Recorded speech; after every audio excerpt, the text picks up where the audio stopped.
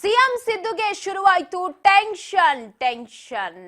ನಿನ್ನೆಯಷ್ಟೇ ಹೊರಬಿತ್ತು ಹೈಕೋರ್ಟ್ ನಿಂದ ತೀರ್ಪು. ಅದರಲ್ಲಿ ಸಿಎಂ ಸಿದ್ದರಾಮಯ್ಯನವರು ಪ್ರಾಸಿಕ್ಯೂಷನ್ ಪ್ರಶ್ನಿಸಿ ಹಾಕಿದಂತಹ ರಿಪೋರ್ಟ್ ವಜಾಯಿತು. ಸಿದ್ದುಗೀಗ ಮತ್ತಷ್ಟು ಟೆನ್ಷನ್.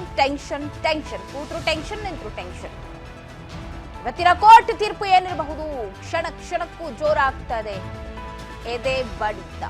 ಮುಖ್ಯಮಂತ್ರಿ ಸಿದ್ದರಾಮಯ್ಯಗೆ ಮಹತ್ವದ ದಿನ. ಮೂಡ ಕೇಸ್ನಲ್ಲಿ ಸಿದ್ದರಾಮಯ್ಯ ಸಿಎಂ ಕುರ್ಚಿಯ ಭವಿಷ್ಯಕ್ಕೆ ಸ್ಟಾರ್ಟ್ ಆಗಿದೆ ಕೌಂಟ್ ಡೌನ್.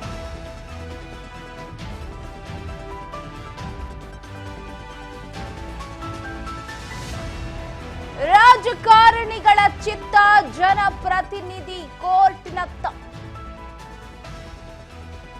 ಈಗ ಸಿಎಂಗೆ ಟೆನ್ಷನ್ ಶುರುವಾಗಿದೆ. ನಿಂತ್ರು ಕುಂತ್ರು ಟೆನ್ಷನ್. ಏನಾಗಬಹುದು? ಜನಪ್ರತಿನಿಧಿಗಳ ಕೋರ್ಟಿನಲ್ಲಿನ ತೀರ್ಪು ಪರವಾಗಿ ಬರುತ್ತಾ, ವಿರೋಧವಾಗಿ ಬರುತ್ತಾ, ಎಲ್ಲದಕ್ಕೂ ರೆಡಿ ಅಂತಂತೂ ಹೇಳಿದ್ದಾರೆ. ಇವತ್ತೇನಾಗುತ್ತೆ ಗೊತ್ತಿಲ್ಲ. ಸಿದ್ದರಾಮಯ್ಯ ಭವಿಷ್ಯ ಇದು ರಾಜಕೀಯದ ಭವಿಷ್ಯ, ಕುರ್ಚಿ ಮೇಲಿನ ಭವಿಷ್ಯ. ಕ್ಷಣಕ್ಕೂ ಆತಂಕ ಹೆಚ್ಚಾಗ್ತಾ ಇದೆ ಸಿಎಂ ಸಿದ್ದರಾಮಯ್ಯ ಅವರಿಗೆ. ರಾಜಕಾರಣಿಗಳ ಚಿತ್ತ ಜನಪ್ರತಿನಿಧಿಗಳ ಕೋರ್ಟ್ನತ್ತ.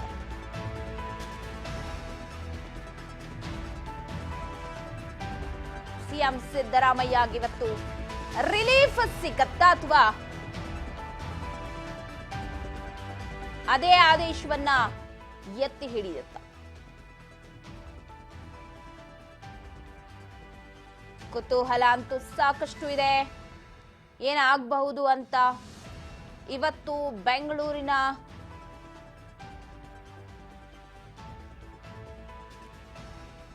ಜನಪ್ರತಿನಿಧಿಗಳ ಕೋರ್ಟ್ನಲ್ಲಿ ತೀರ್ಪು ಹೊರಬರುತ್ತೆ. ಏನಾಗಿರಬಹುದು ತೀರ್ಪು? ಕ್ಷಣಕ್ಕೂ ಕುತೂಹಲ ಹೆಚ್ಚಾಗ್ತಾ ಇದೆ.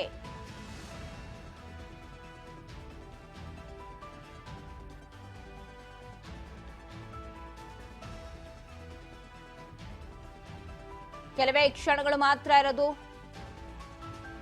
ಏನಾಗತ್ತೆ ಕೋರ್ಟ್ನಲ್ಲಿಂದು ಭವಿಷ್ಯ ಅಂತ.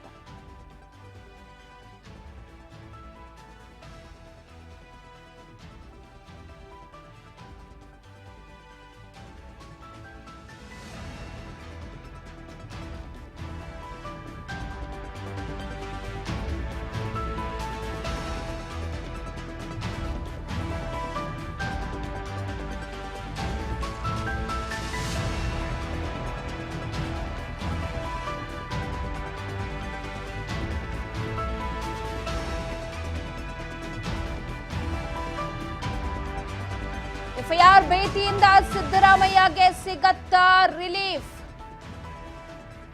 ಎಫ್ಐಆರ್ ಭೀತಿ ಮುಡಾ ಪ್ರಕರಣದಲ್ಲಿ, ಅದರಿಂದ ರಿಲೀಫ್ ಸಿಗತ್ತೆ ಇವತ್ತು ಜನಪ್ರತಿನಿಧಿಗಳ ಕೋರ್ಟಿನಲ್ಲಿ.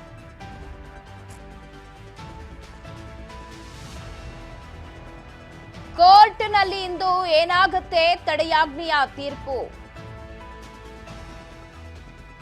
ಎಫ್ಐಆರ್ ಭೀತಿಯಿಂದ ಸಿದ್ದರಾಮಯ್ಯಗೆ ರಿಲೀಫ್ ಸಿಗತ್ತಾ?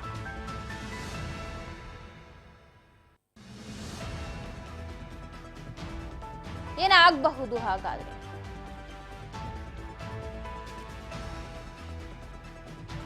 ರಾಜೀನಾಮೆ ನೀಡದೆ ಹೋರಾಟಕ್ಕೆ ಸಿದ್ಧರಾಗ್ತಾರಾ ಸಿದ್ದು? ಮುಡಾ ಪ್ರಕರಣದಲ್ಲಿ ತಡೆಯಾಜ್ಞೆ ಅರ್ಜಿ ಕುರಿತು ಬಹಳಷ್ಟು ಕುತೂಹಲಕಾರಿ ಬೆಳವಣಿಗೆಗಳಾಗೋ ಸಾಧ್ಯತೆ ಇದೆ.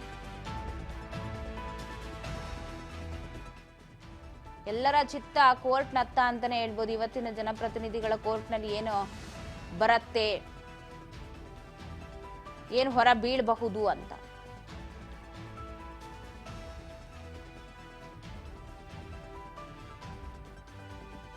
ಸಿಸಿಎಚ್ ಕೋರ್ಟ್ಗೆ ಖಾಸಗಿ ದೂರು ಸಲ್ಲಿಸಿದ್ರು ಅರ್ಜಿದಾರರು. ಸೊ ಆ ಹಿನ್ನೆಲೆ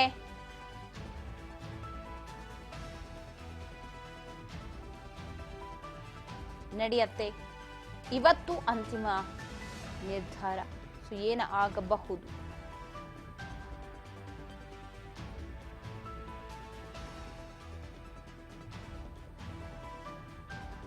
82ನೇ ಸಿಸಿಎ ಜನಪ್ರತಿನಿಧಿಗಳ ಕೋರ್ಟ್ನಲ್ಲಿ ತಡೆಯಾಜ್ಞೆಯ ತೀರ್ಪು. ಆರಂಭದಲ್ಲೇ ಆದೇಶ ನೀಡಲು ಅರ್ಜಿದಾರರು ಮನವಿ ಕೊಡೋ ಸಾಧ್ಯತೆ ಇದೆ. ಏನಾಗತ್ತಿವತ್ತು? ಸಿದ್ದರಾಮಯ್ಯವ್ರಿಗೆ ಇವತ್ತು ಮಹತ್ವದ ದಿನಾನೇ. ಅದನ್ನೇ ಎತ್ತಿ ಹಿಡಿಯತ್ತಾ ಏನು ಗೊತ್ತಿಲ್ಲ. ಕೆಲವೇ ಕ್ಷಣಗಳು ಮಾತ್ರ ಇರೋದು. ನೋಡೋಣ ಏನಾಗತ್ತೆ. ಇವತ್ತಿನ ತೀರ್ಪು ಪರವಾಗಿ ಬರುತ್ತಾ, ವಿರೋಧವಾಗಿರುತ್ತಾ, ಏನು ಅಂತ. ಆರಂಭದಲ್ಲೇ ಆದೇಶವನ್ನ ಕೊಟ್ಬಿಡಿ ಅಂತ ಹೇಳಿ ಅರ್ಜಿದಾರರು ಏನು FIR ಹಾಕಿ ಜೊತೆಗೆ ಅರ್ಜಿಯನ್ನು ಹಾಕಿದ್ರಲ್ಲ, ಅವರು ಮನವಿ ಮಾಡಿಕೊಳ್ಳೋ ಸಾಧ್ಯತೆ ಕೂಡ ಹೆಚ್ಚಿದೆ. ಕೆಲವೇ ಕ್ಷಣಗಳು ಮಾತ್ರ ಬಾಕಿ ಇದೆ ಜನಪ್ರತಿನಿಧಿಗಳ ಕೋರ್ಟ್ನಲ್ಲಿ ಆದೇಶ ಬರೋದಿಕ್ಕೆ. ಪರ ವಿರುದ್ಧ ಏನೇ ತೀರ್ಪು ಬಂದ್ರೂ ಕೂಡ ಅದನ್ನ ನಾನು ಅಕ್ಸೆಪ್ಟ್ ಮಾಡ್ತೀನಿ ಅಂತ ಹೇಳಿ ಸಿದ್ದರಾಮಯ್ಯನವರು ಹೇಳ್ತಾ ಇರೋದು.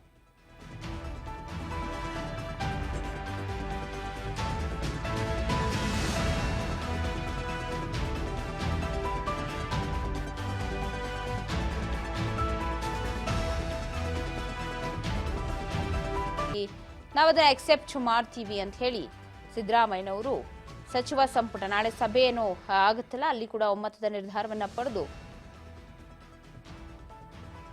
ಅದಕ್ಕೆ ಬದ್ಧರಾಗಿರೋದಿಕ್ಕೆ ಮುಂದಾಗ್ತಾರೆ ಅಂತ ಹೇಳಲಾಗ್ತಾ ಇದೆ. ನೋಡೋಣ ನಾಳೆ ಏನಾಗುತ್ತೆ ತೀರ್ಪು.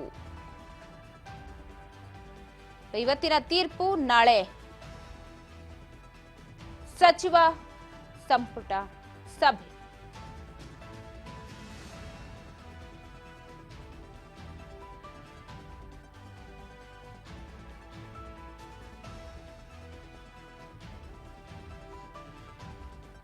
ರಾಜಕೀಯವಾಗಿ ಹೋರಾಟಕ್ಕೆ ಸನ್ನದ್ಧರಾಗಿದ್ದು ನಾಳೆ ಸಚಿವ ಸಂಪುಟ ಸಭೆ ಇದೆ. ಸುಪ್ರೀಂ ಕೋರ್ಟ್ ಮೆಟ್ಟಿಲೇರಲು ಮಾಸ್ಟರ್ ಪ್ಲಾನ್ ಅನ್ನ ಮಾಡಿಕೊಂಡಿದ್ದಾರೆ. ಕಾನೂನಾತ್ಮಕ ಮತ್ತೊಂದು ಹೆಜ್ಜೆ ಮುಂದೆ ಹೋಗಿರುವುದು.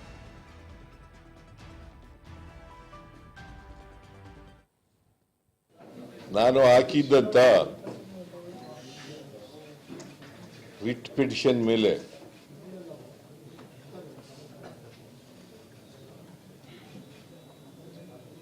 ನ್ಯಾಯಾಧೀಶರು ಇವತ್ತು ಆದೇಶವನ್ನ ನೀಡಿದ್ದಾರೆ. ನಾನು ರಾಜ್ಯಪಾಲರು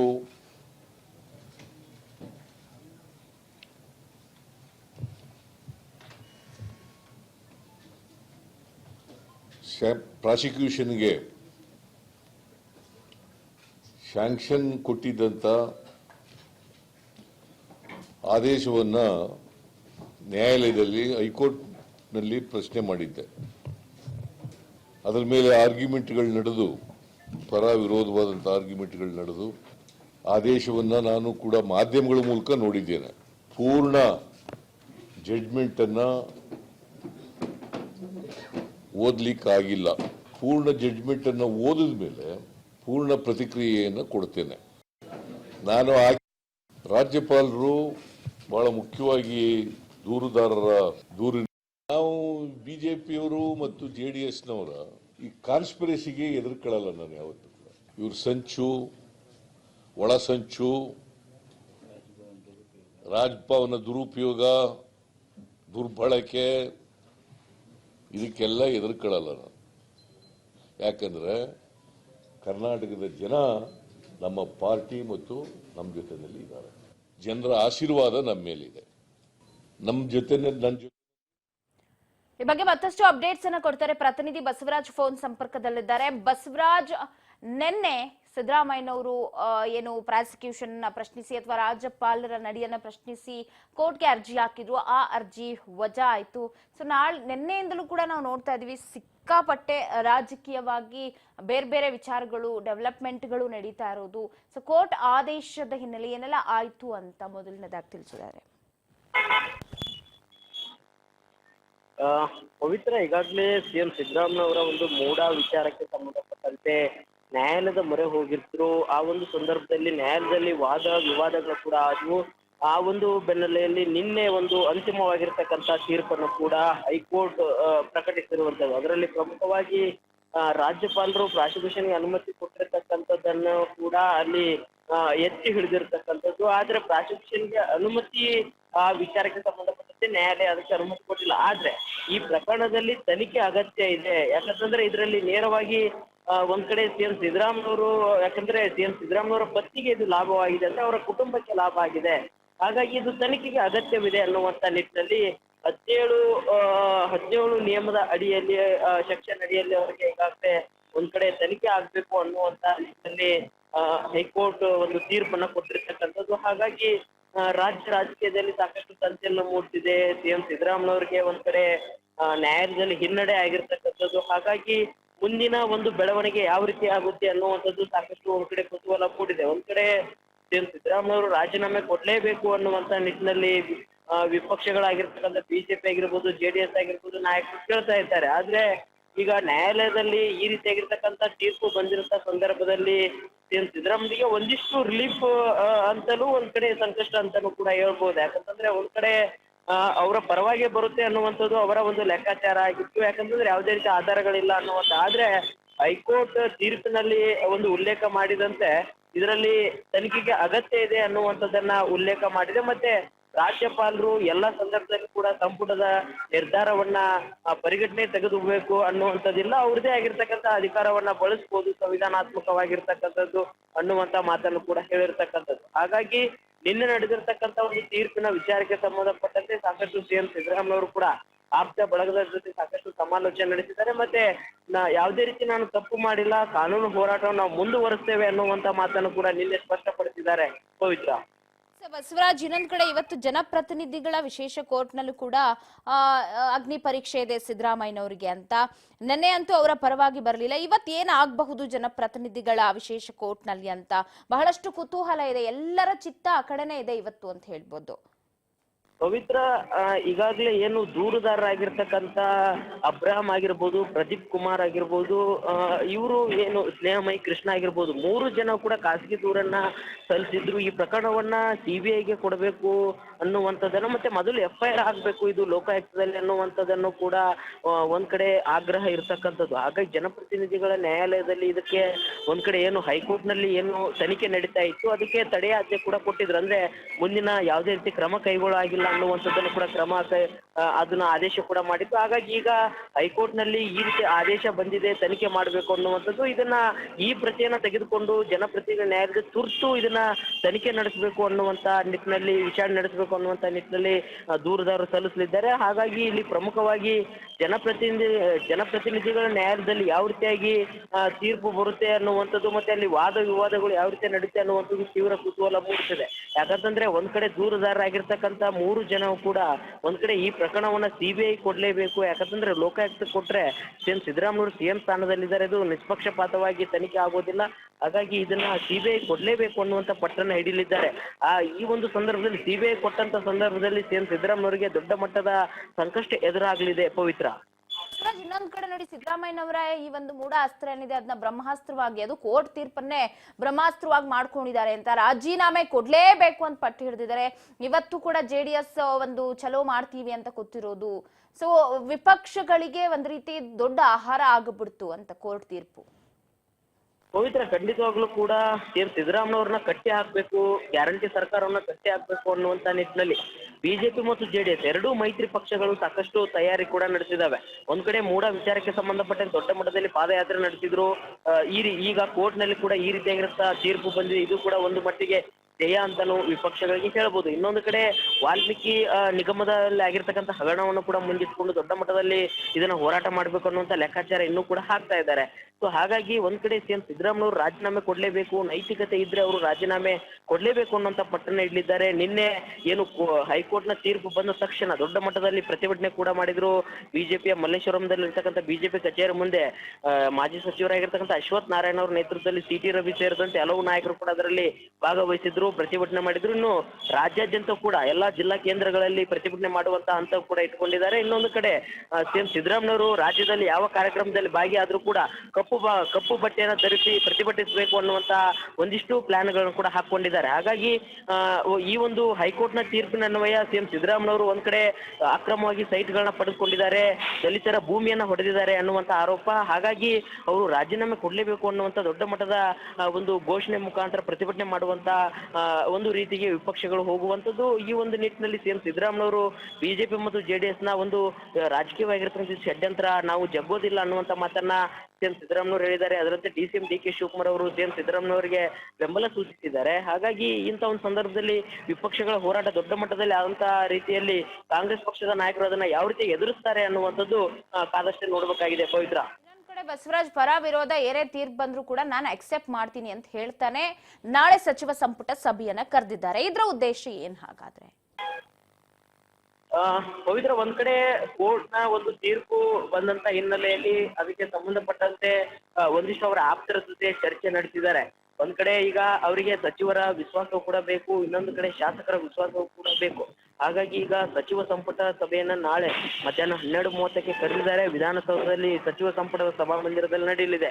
ಪ್ರಮುಖವಾಗಿ ಈ ಒಂದು ಸಚಿವ ಸಂಪುಟದಲ್ಲಿ ಸಚಿವರ ಅಭಿಪ್ರಾಯ ತೆಗೆದುಕೊಳ್ತಾರೆ. ಮುಂದಿನ ಕಾನೂನು ಹೋರಾಟ ಏನು, ನೀವೆಲ್ಲರೂ ಕೂಡ ನನ್ನ ಜೊತೆಯಾಗಿರ್ಬೇಕು ಅನ್ನುವಂಥ ವಿಶ್ವಾಸನ ತೆಗೆದುಕೊಳ್ಳಿದ್ದಾರೆ. ಮತ್ತೆ ಹೈಕಮಾಂಡ್ ನಾಯಕರು ಒಂದ್ ಕಡೆ ಸಚಿವರ ಅಭಿಪ್ರಾಯ ಕೂಡ ಕೇಳ್ತಾರೆ, ಮತ್ತೆ ಶಾಸಕರ ಅಭಿಪ್ರಾಯ ಕೂಡ ಕೇಳ್ತಾರೆ.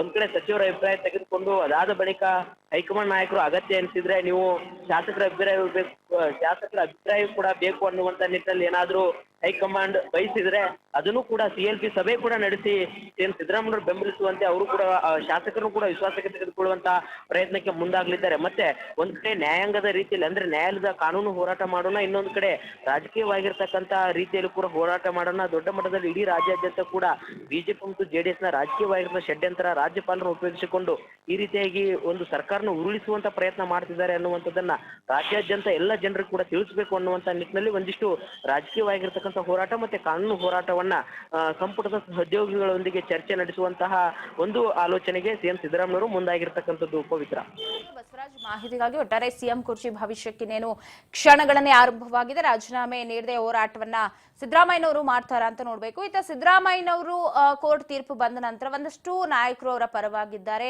ಡಿ ಕೆ ಶಿವಕುಮಾರ್ ಕೂಡ ತೀರ್ಪು ಬಂದ ಕ್ಷಣನೇ ಅವ್ರನ್ನ ಮೀಟ್ ಮಾಡಿದ್ರು. ಇತ್ತ ಡಾಕ್ಟರ್ ಜಿ ಪರಮೇಶ್ವರ್ ಗೃಹ ಸಚಿವರು ಕೂಡ ಸಿಎಂ ಸಿದ್ದರಾಮಯ್ಯನವರ ಪರವಾಗಿ ಇಲ್ಲಿ ಬ್ಯಾಟ್ ಬೀಸಿದ್ದಾರೆ. ಸಿಎಂ ಸಿದ್ದರಾಮಯ್ಯ ಪರ ಇದೀಗ ಡಾಕ್ಟರ್ ಜಿ ಪರಮೇಶ್ವರ್.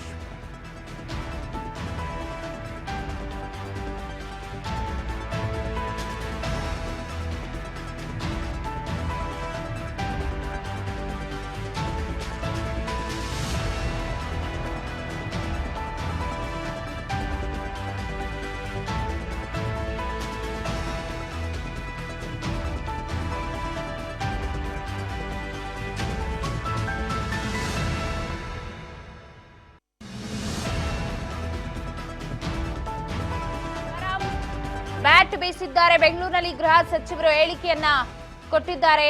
ಸಿಎಂ ಪರವಾಗಿ ನಾನು ಸಿಎಂ ಸಿದ್ದರಾಮಯ್ಯನವರಿಗೆ ಈ ವಿಚಾರದಲ್ಲಿ ಸಪೋರ್ಟ್ ಮಾಡ್ತೀನಿ ಅನ್ನೋ ತರನೇ ಇತ್ತು ಅವರ ಹೇಳಿಕೆ.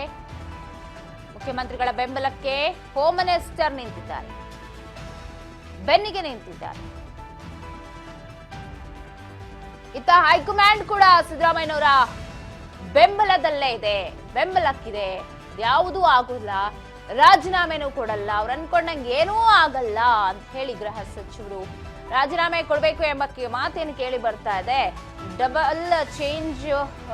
ಡಬಲ್ ಬೆಂಚ್ ಪ್ರಶ್ನೆನೇ ಇಲ್ಲ ಇಲ್ಲಿ ಅಂತ ಹೇಳಿ, ಯಾವುದೇ ಕಾರಣಕ್ಕೂ ಚೇಂಜ್ ಆಗಲ್ಲ ಸಿಎಂ ವಿಚಾರದಲ್ಲಿ ಅಂತ ಹೇಳಿ ಬೆಂಗಳೂರಿನಲ್ಲಿ ಗೃಹ ಸಚಿವ ಡಾಕ್ಟರ್ ಜಿ ಪರಮೇಶ್ವರ್ ಹೇಳಿಕೆಯನ್ನ ಕೊಟ್ಟದು. ಸಿದ್ದು ಪರ ಬ್ಯಾಟ್ ಬೀಸಿದ್ದಾರೆ.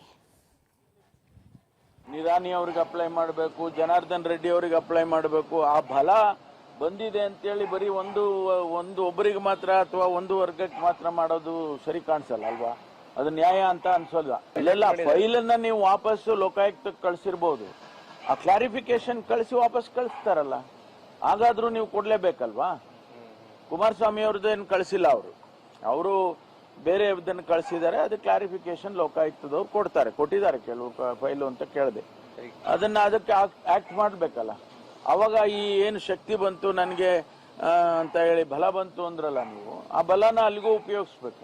ಪಕ್ಷ ಏನು ತೀರ್ಮಾನ ಮಾಡುತ್ತೆ, ನಮ್ಮ ಅಧ್ಯಕ್ಷರು ಶಿವಕುಮಾರ್ ಅವರು ಇದ್ದಾರೆ, ಅವರು ಮತ್ತು ಹೈಕಮಾಂಡ್ನವ್ರು ಏನು ಸೂಚನೆ ಕೊಡ್ತಾರೆ ಅದ್ರ ಮೇಲೆ ಮುಂದುವರಿಯುತ್ತೆ ನಮ್ಮ ಹೋರಾಟ. ಅದ್ರ ಮೇಲೆ ನಿರಾಣಿ ಅವ್ರಿಗೆ ಅಪ್ಲೈ ಮಾಡಬೇಕು, ಜನಾರ್ದನ್ ರೆಡ್ಡಿ ಅವ್ರಿಗೆ ಅಪ್ಲೈ ಮಾಡಬೇಕು. ಆ ಬಲ ಬಂದಿದೆ ಅಂತೇಳಿ ಬರೀ ಒಂದು ಒಬ್ಬರಿಗೆ ಮಾತ್ರ ಅಥವಾ ಒಂದು ವರ್ಗಕ್ಕೆ ಮಾತ್ರ ಮಾಡೋದು ಸರಿ ಕಾಣಿಸಲ್ಲ ಅಲ್ವಾ? ಅದು ನ್ಯಾಯ ಅಂತ ಅನ್ಸೋಲ್ಲ. ಇಲ್ಲೆಲ್ಲ ಫೈಲನ್ನ ನೀವು ವಾಪಸ್ಸು ಲೋಕಾಯುಕ್ತಕ್ಕೆ ಕಳಿಸಿರ್ಬೋದು, ಆ ಕ್ಲಾರಿಫಿಕೇಶನ್ ಕಳಿಸಿ ವಾಪಸ್ ಕಳಿಸ್ತಾರಲ್ಲ, ಹಾಗಾದ್ರೂ ನೀವು ಕೊಡ್ಲೇಬೇಕಲ್ವಾ? ಕುಮಾರಸ್ವಾಮಿ ಅವ್ರದ್ದೇನು ಕಳಿಸಿಲ್ಲ, ಅವರು ಬೇರೆ ಇದನ್ನು ಕಳಿಸಿದ್ದಾರೆ, ಅದು ಕ್ಲಾರಿಫಿಕೇಶನ್ ಲೋಕಾಯುಕ್ತದವ್ರು ಕೊಟ್ಟಿದ್ದಾರೆ ಕೆಲವು ಫೈಲು ಅಂತ ಕೇಳಿದೆ. ಅದಕ್ಕೆ ಆಕ್ಟ್ ಮಾಡ್ಬೇಕಲ್ಲ. ಅವಾಗ ಈ ಏನು ಶಕ್ತಿ ಬಂತು ನನಗೆ ಅಂತ ಹೇಳಿ ಬಲ ಬಂತು ಅಂದ್ರಲ್ಲ ನೀವು, ಆ ಬಲನ ಅಲ್ಲಿಗೂ ಉಪಯೋಗಿಸ್ಬೇಕು. ಪಕ್ಷ ಏನು ತೀರ್ಮಾನ ಮಾಡುತ್ತೆ, ನಮ್ಮ ಅಧ್ಯಕ್ಷರು ಶಿವಕುಮಾರ್ ಅವರು ಇದ್ದಾರೆ, ಅವರು ಮತ್ತು ಹೈಕಮಾಂಡ್ನವ್ರು ಏನು ಸೂಚನೆ ಕೊಡ್ತಾರೆ ಅದ್ರ ಮೇಲೆ ಮುಂದುವರಿಯುತ್ತೆ ನಮ್ಮ ಹೋರಾಟ. ಅದ್ರ ಮೇಲೆ ನಿರಾಣಿ ಅವ್ರಿಗೆ ಅಪ್ಲೈ ಮಾಡಬೇಕು, ಜನಾರ್ದನ್ ರೆಡ್ಡಿ ಅವ್ರಿಗೆ ಅಪ್ಲೈ ಮಾಡಬೇಕು. ಆ ಬಲ ಇದು ಡಾಕ್ಟರ್ ಜಿ ಪರಮೇಶ್ವರ್ ಅವರ ಮಾತು. ಅವರು ಕೂಡ ಅವರ ಪರವಾಗೇ ಇದ್ದಾರೆ. ನಾವು ಡಬಲ್ ಬೆಂಚ್ ಅಲ್ಲಿ ತನಿಖೆಗೆ ಆದೇಶವನ್ನ ಮಾಡ್ತೀವಿ ಅಂತ ಹೇಳಿ ಕಾನೂನಾತ್ಮಕ ಹೋರಾಟವನ್ನ ಮಾಡ್ತೀವಿ ಅಂತಾನೆ ಹೇಳ್ತಾ ಇದ್ದಾರೆ. ಜೊತೆಗೆ ನಿರಾಣಿ ಆಗಿರ್ಬೋದು, ರೆಡ್ಡಿ ಆಗಿರ್ಬೋದು, ಕುಮಾರಸ್ವಾಮಿ ಆಗಿರ್ಬೋದು, ಜೊಲ್ಲೆ ಆಗಿರ್ಬೋದು, ಅವ್ರ ವಿಚಾರಗಳನ್ನ ಕೂಡ ಇಲ್ಲಿ ಚರ್ಚೆ ಮಾಡಿರೋದು. ಒಟ್ಟಾರೆ ಸಿಎಂ ಸಿದ್ದರಾಮಯ್ಯನವರ ಬೆನ್ನಿಗೆ ನಾವಿರ್ತೀವಿ ಅನ್ನುವಂತಹ ಸಂದೇಶವನ್ನ ಸಾರಿದ್ರು ಡಾಕ್ಟರ್ ಜಿ ಪರಮೇಶ್ವರ್.